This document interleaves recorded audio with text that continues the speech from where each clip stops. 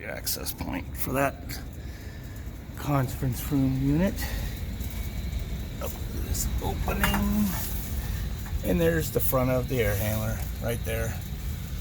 Filter back in there. The pump. Whoa, there's a pump back there. Trying to pump their water uphill into the drain. There's absolutely no freaking way you're doing any service or filter changes on this. And then there's another one back there. Yeah, this just needs to be demoed and redone. There's no way.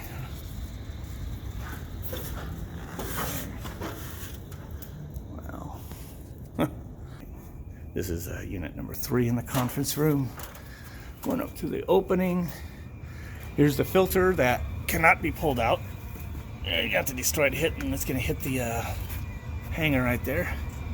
And it's all hard lid with the opening way over there, so which is on the other side of the air handler.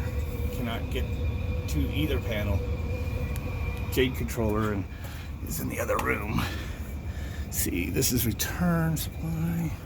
So it looks like that's should be that's return. They have these little tiny return grills openings from here.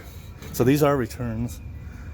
And then I think the one going through the wall goes to the Jade. But obviously the Jade can't turn this off to go to 100% outside air, so that's retarded too. Conference room on the other side of the wall. The Jade controller access seems to be out here through this 12-inch pathetic access point. So these are totally retarded.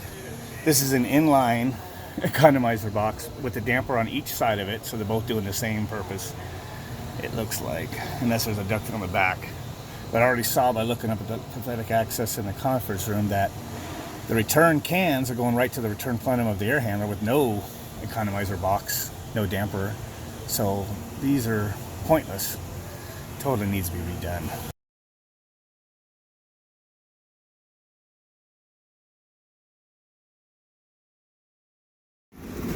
Pull it out.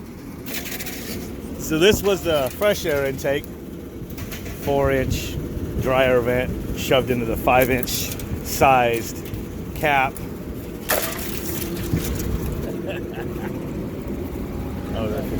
This was the flue pipe.